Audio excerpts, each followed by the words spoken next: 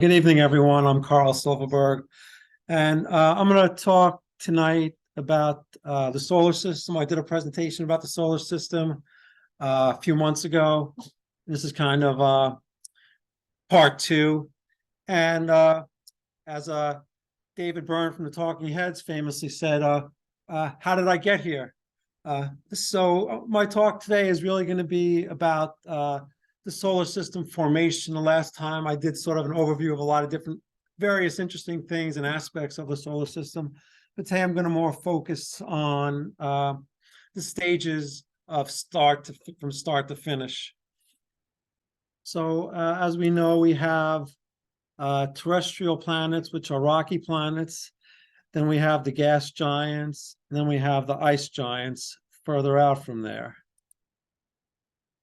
And the solar system formation begins with the star formation. And as we found and discovered is that almost all star formation also includes a planetary disk or protoplanetary disk of dust and gas that surrounds the star. And the formation of the solar system began about 4.6 billion years ago with the gravitational collapse of a molecular cloud. A molecular cloud is a giant gas cloud in the sky like the Orion Nebula here, consisting mostly of hydrogen. And when little parts of that cloud condense, you start to get star formation. They estimate that the cloud from which our solar system's sun formed was about 65 light years across, which is relatively large. To give you some reference, the Orion Nebula is about 40 light years across. So as we know, the light from our sun is a result of nuclear fusion.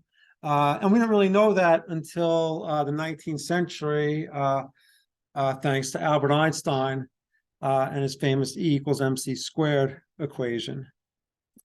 When we talk about planetary formation, we talk about a concept or a term called accretion. Accretion is the accumulation of particles into a massive object by gravitational attracting. So basically, it's gravity grabbing other, making through gravity smaller objects becoming bigger objects by coalescing material in the vicinity of an object. And that's how planets grow, is that they start from little tiny particles. They accumulate more and more particles through gravity and eventually grow into a planet. So the way stars form is that as the material, as your hydrogen cloud coalesces, becomes more condensed, the atoms begin to collide, obviously increasing your kinetic energy. And eventually that kinetic energy gets so much that the stars, and so dense that the stars start to combine or fuse together and release. And so the hydrogen combines into helium and it releases energy, and then we start to, the star starts to glow. So this occurs over about 100,000 year period with respect to a star like the sun. And then obviously stars are a balance between the gravity that wants to condense the star into a tiny little ball that fights against the pressure from the fusion and the hot gas that wants to expand the star. And so it's a balance between the outward pressure from the nuclear fusion operation against the gravity operation. And the stars, so as the star forms, you have the nebula that creates the protoplanetary disk starts to form and flatten. Like we have solar systems are on a flat plane. And that's because as things rotate, you get the angular momentum creates a disk shape where the particles will start to rotate around the center, but because of gravity, they'll collapse inward, but they'll collapse to a flat plane, but they won't collapse into the center. And the first step in the star formation is a protostar, which is a hot dense protostar, which is where before actually we get to the fusion phase, we have what's called the protostar phase, where it's still condensing and the protoplanetary disk is forming at the same time. Within 50 million years of star formation, temperature and pressure of the core of the suns become, we're going through that. So basically, it takes about 15 million years. Within 50 million years, you get the stars basically start to glow. That process of condensation happens where you get the density, you get enough density that the stars start to fuse. And as noted, this marks the entry of the sun into the main sequence phase, where it becomes an actual star along the main sequence of the different types of stars, from our star, which is an average star, to like red giants, to other types of stars. Well, the Orion Nebula depicts a molecular cloud region where there's a lot of star formation. Molecular cloud region is hydrogen gas. What's that? Well, there's lots of stars. It's not that the whole Orion Nebula is going to collapse. Within the whole Orion Nebula, which is 65 million, which is 40 million light years wide, there's a lot of different star forming regions in there. And as I'll note in the next slide, I think I have that. Actually, I'll skip this slide and come back to this. The way they believe stars formed, or particularly our star formed, was the triggering event, because you just have this cloud of gas. And how does it get to the point where part of that gas starts to coagulate and get denser? The current theory is that there was a supernova nearby that caused a wave, a compression wave, that created that density that was needed to start the star formation, start the proto-star formation. The Orion Nebula, like the gas in that, like try to coalesce into a star at some point. Thousands of stars. Yeah, there are thousands. There's thousands of little points in there where star formation is happening.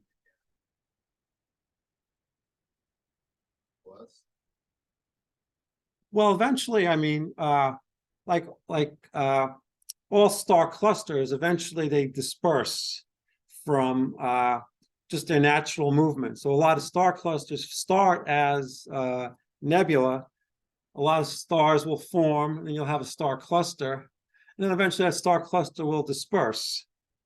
So our sun was part of a star cluster originally 5 billion years ago.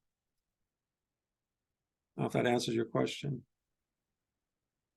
So most of the collapsing mass collects in the center of the star, and the rest forms part of the flattened protoplanetary disk out of which the planets form. And protoplanetary disks appear to be typical with most star formations. And this model where we have the gas coalescing, creating a protoplanetary disk, is what's known as the nebular hypothesis for star formation. And there's been some challenges and some tweaks to the basic hypothesis, but with today's equipment, we could see actual protoplanetary disks forming. And if you just look at that the picture on the right, you see bands in circular bands around the bright center. The bright center, obviously, being a new star. Those bright bands, they believe, are where larger objects such as planets, where planets, larger objects, are sweeping around the star and sweeping up the material in those bands. Carl, is that an actual photo or a simulation? That's an actual photo. I forgot I had it on my last presentation of the source of that photo, but this is a famous photo and this is a real actual photo. Oh, Yeah, okay. Alma C. Brogan B. Saxton.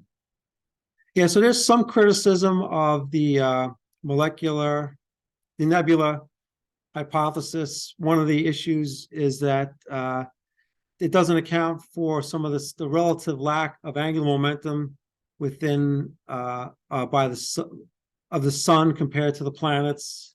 So there's still some issues that are open with respect to, you know, how the solar system has formed. But like What does it mean, lack of angular momentum? The sun does rotate. Are they saying it doesn't rotate as fast? that's from what I could tell. Yeah, like I said, the Earth, the planets are rotating, the sun is rotating. I guess there's a discrepancy. I don't know the exact details, but there's a discrepancy. But even though there's a discrepancy, you know, the observational evidence, like this picture here, would indicate that there's a protoplanetary disk created out of the star formation, and there are planets that are sweeping that through that protoplanetary disk and absorbing and accreting mass to create larger planets. What they have done is taking for each particle in a ring, you sum the mass times its velocity squared. It's just a number. And it's a form of energy, basically. And they're saying almost all of the energy of rotation is on the outside as opposed to what's inside the sun. Oh. Even though the sun has enormous mass, its rotation is so slow.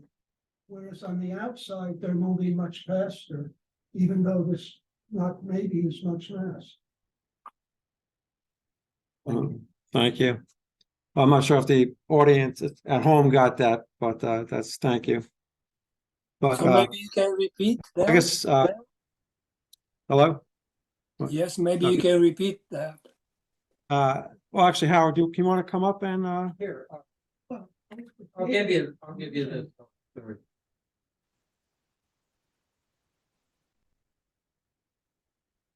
Basically, the energy in particles that are moving at a velocity, the formula for calculating the energy is mass times velocity squared. And you have all these particles in rotary motion at different distances from the sun. But if you take a sum of each particle in a ring, and they are in rings, and multiply them times the velocity square, they're all moving at about the same rate in their orbit. So that gives you the sum of the energy in that band. And when you sum all the bands at different distances from the sun, is basically so much rotational energy. And yet, the sun itself, which has a tremendous amount of mass, is moving so slowly in its rotation that the sum of its material and their rotational speed doesn't come close to matching the sum that's outside of the sun. And that may have been a property of the way it was formed. I wouldn't know, but that's what they're saying, that they wish that the sun, in order, because of the amount of mass it contains, rotational energy looked like it was part of that equation. But as you go outwards, why should there be more energy on the outside, rotational energy, than in the center of the sun, by the sun itself? I think that's what they're saying. Thank you. that would make sense that there's more rotational energy in that the sun doesn't have enough rotational energy to explain why the planets are moving so fast relative to the sun, if everything coalesced around the common point.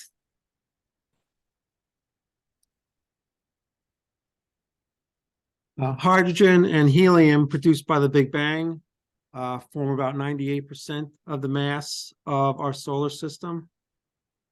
The remaining 2% of the mass consists of heavier elements that were created by nucleosynthesis in earlier generations of stars, which basically means that it comes from supernova that exploded in the nearby vicinity of our solar system or our protoplanetary disk area.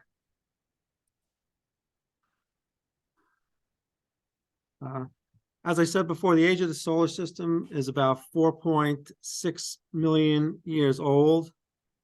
And this comes from looking at what's inside of meteorites, and particularly the element of iron 60, which only comes from which comes from isotopes of from exploding stars. But they can estimate that iron 60, they know the age of from the iron 60 studies that the solar system is about 4.6 million years old, and they know that there was probably a supernova triggering event because of the iron 60, which comes from the exploding stars. And again, as I mentioned earlier, the shock wave from that supernova probably triggered the formation of the sun by creating denser regions in the molecular cloud.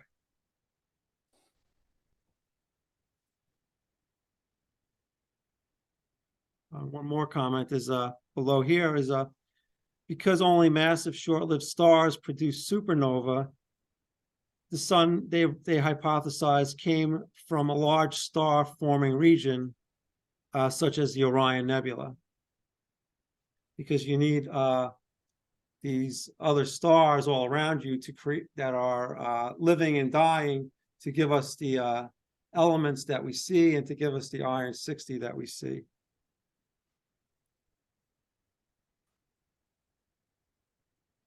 So the currently accepted method by which planets form around a new sun or a protoplanetary, a protostar, is through the accretion method, as I mentioned before, where material coalesces through gravity to create bigger and bigger objects. And these grain, through direct contact and through self-organization, these small grains form into clumps up to 200 millimeters, 660 feet in diameter, which in turn then collide to form larger bodies. So you have gravity and other forces first bringing these objects together, and then you have collisions bringing these objects together.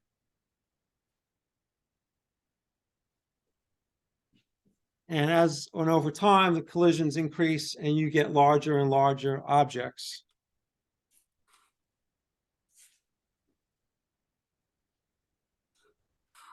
So there's steps in the process of accretion. And accretion, as I said, is the forming of bigger and bigger objects from bringing together material. And so we know how the accretion process works. From objects from 1 kilometer in size up to 1,000 kilometers in size. But below 1 kilometer in size, there's still a lot of uncertainty as to the actual mechanisms by which objects accrete. And so some theories are that condensation and electrostatic surface forces can explain the growth of millimeter to centimeter size objects. And these pebble-sized objects may go through collisions or create local gravitational instabilities. So there's still a lot of unknowns with respect to that small scale, that level of accretion. Yes. experiment on the Columbia shuttle, the one now where it, burned up on reentry. But they had someone had plastic bags full of sugar, salt, freeze-dried coffee crystals. And they didn't know, up until then, they had no idea how the process started. And it was by electrostatic attraction, that would form like dust bunnies. And that's where the first stages of condensation would occur. And it was discovered there. Oh, well, I don't know if the audience heard that, but as John was saying, that there was an experiment on the Columbia. which unfortunately didn't make it back, but where they did an experiment with sugar, which showed that electrostatic forces can start to clump together, and that electrostatic forces can cause material and molecules to clump together in space to start the formation of accretion.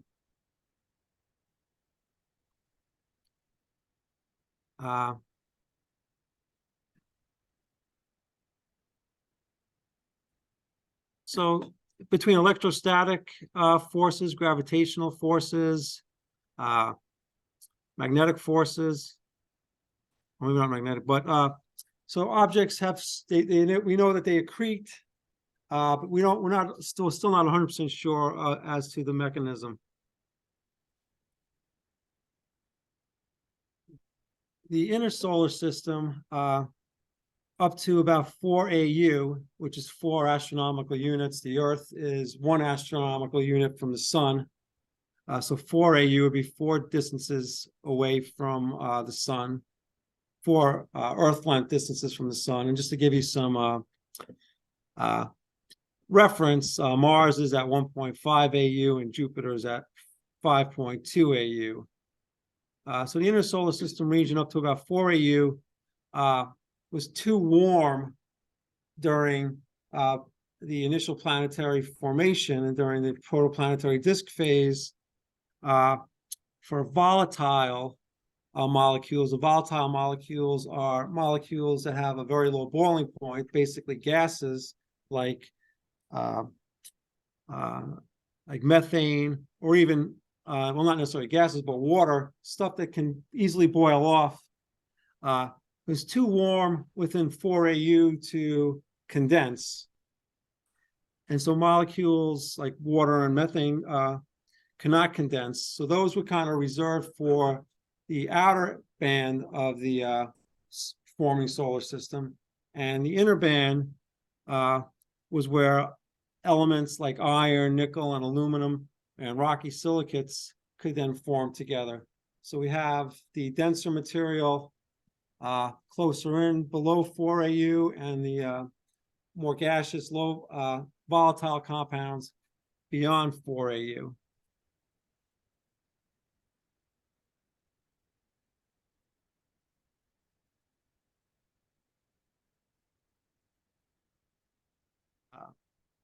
Iron, nickel, and aluminum, and the rocky silicates. Silicates are quite rare in the universe, and they comprise only about 6% of the mass of a typical nebula, like the nebula from which our solar system formed. So this limited the size of how big the terrestrial planets could grow compared to the gas giants further out, because because hydrogen and helium are much more plentiful material in the nebula. And the terrestrial planets, the ones closest to the sun, the rocky planets, grew to about 0.05 or 5% of the Earth's mass, and then ceased accumulating matter about 100,000 years after the formation of the sun. And then the subsequent growth occurred through the collision process. So basically, you had your planetesimals, your tiny objects, which was formed basically through the first stage of accretion, and then you have the next stage of accretion, which is the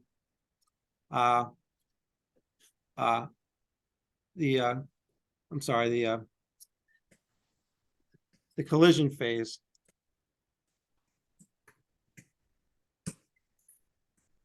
And there's one concept in the accretion process is called runaway acceleration, because as the objects get bigger and bigger, their gravity increases exponentially. And so it's called, so the first phase, when objects are starting to grow and increase their mass and increase their gravity component, it's called runaway acceleration. And the runaway acceleration phase lasts between 10,000 and 100,000 years. And it ends when the largest bodies are around 1,000 kilometers in diameter. And gravity actually slows the accretion process at this stage, because now objects are further apart. They're not combining through gravity, they're combining through collisions. The next stage is another term for this collision phase, is also called the oligarchic acceleration. And it's characterized by the dominance of hundreds of larger bodies, which continue to slowly accrete planetesimals, but it's more through the collision phase. Now, the giant planets form through a different method. Well, actually, I take that back. They form through basically a similar method, but now they are gaseous. Now, the accretion phase there is similar at the beginning, where it's gravity oriented, but you don't have the collision phase as you would with the rocky planets, because they don't form into solid objects that collide as the rocky planets do. And there's a concept in with respect to planetary formation, which is called the frost line, which is again that line which delineates where it becomes, we have the rocky objects versus the gaseous objects. And as mentioned before earlier, the gaseous planets are a lot larger than the rocky planets, because there's a lot more gas available to build up the gaseous planets, because there's a lot more hydrogen and helium in the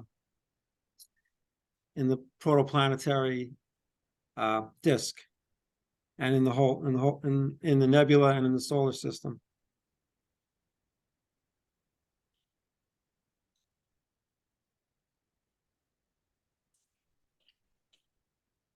And the planetesimals beyond the frost line accumulated to about 4 Earth masses within about 3 million years. So the planetary formation is rather quick. In the first couple of 100,000 years, you're getting a lot of rocky planetasimals that are bumping into each other. And by 3 million years, you have the outer planets forming up to 4 Earth masses. And the 4 gas planets, the 4 giant planets, account for 99% of the mass orbiting the sun.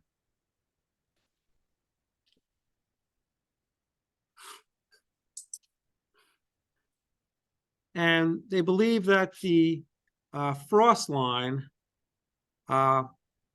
helped create sort of an accumulation point where a lot of the gas is accumulated, which allowed Jupiter to be our largest planet, because a lot of the gases kind of coalesced around that frost line. And the frost line is about 5 astronomical units, and Jupiter is at 5.2 astronomical units.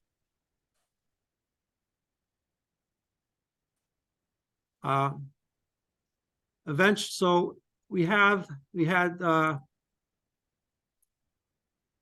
so within 3 million years, you had objects about 4 Earth masses in existence. And then within 10 million years, where is it? Oh, I'm sorry, I'm sorry, I'm just trying to find my place here.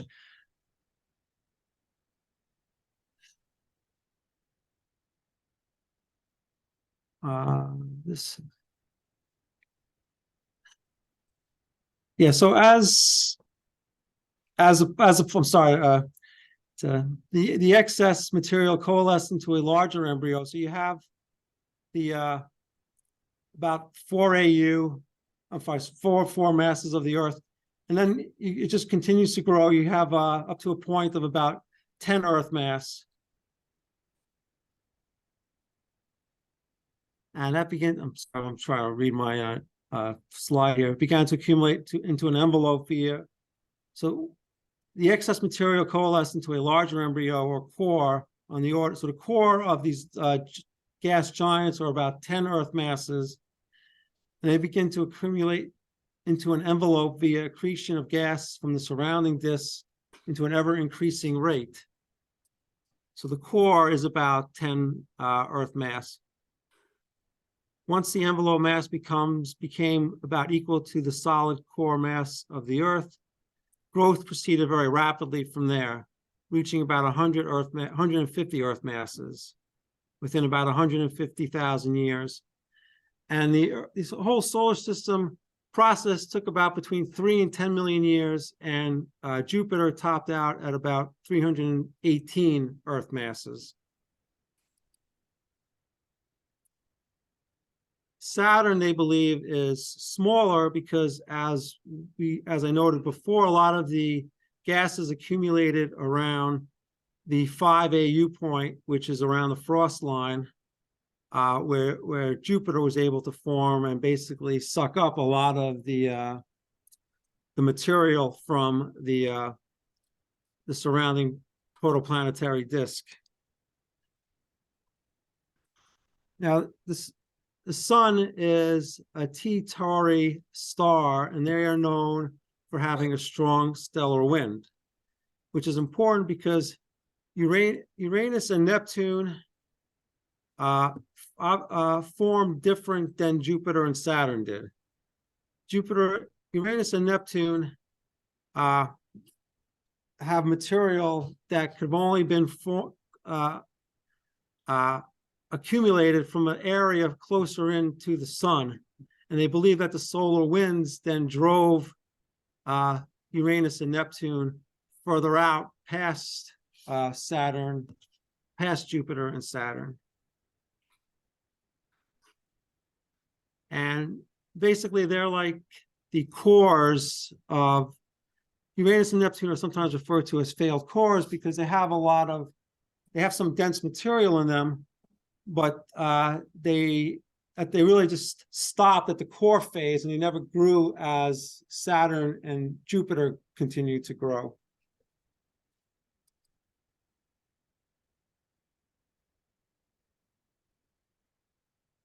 Yeah, and as noted before, they believe that that Neptune and Uranus came from closer in from an area closer into the sun than maybe Jupiter and Saturn because I'm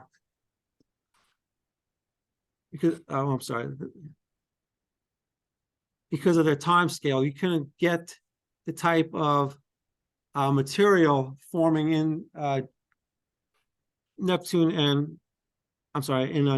Uranus in the amount of time, unless you couldn't get the type of material in Neptune and Uranus unless they were closer into the sun where that material is more abundant.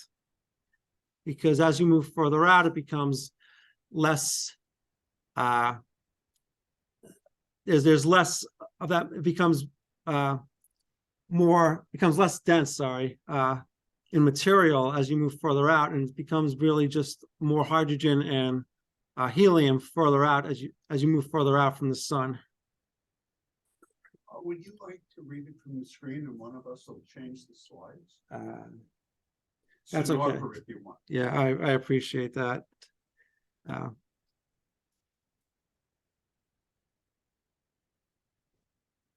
I'm almost done anyway, but so where is the future of the solar system? Where's the future of the solar system headed? Well, as we know that the only thing guaranteed in life is death and taxes. And similarly, in about 5 billion years from now, the sun will cool, and then the sun will expand outward and form, become a red giant.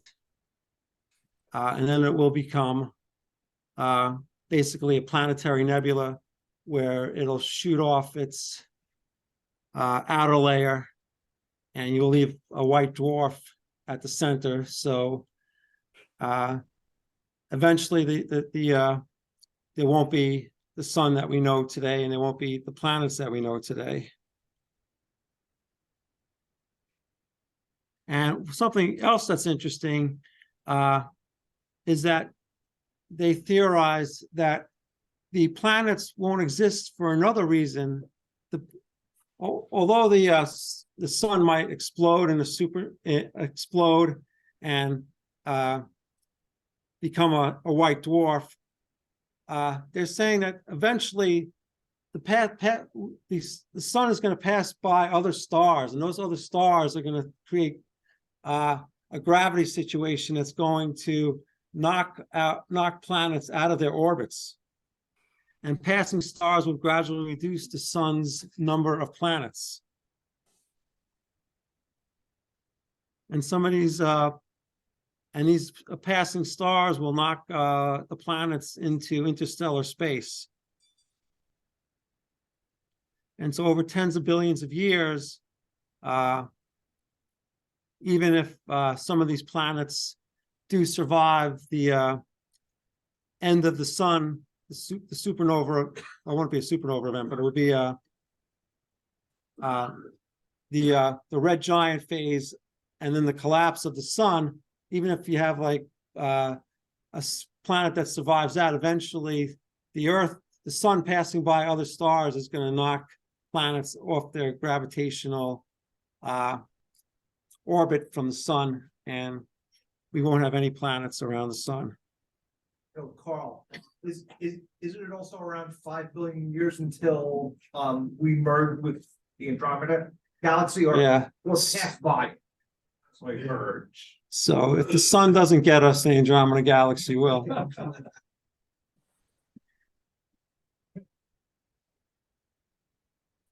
Yeah. So as I just mentioned, the sun will turn into a planetary nebula. This is actually a picture of the Crescent Nebula. I'm not sure if that's a planetary nebula or just a regular nebula. I have to, but anyway, it's just for visual purposes anyway. But eventually, as I mentioned, the sun will die out and become a white dwarf.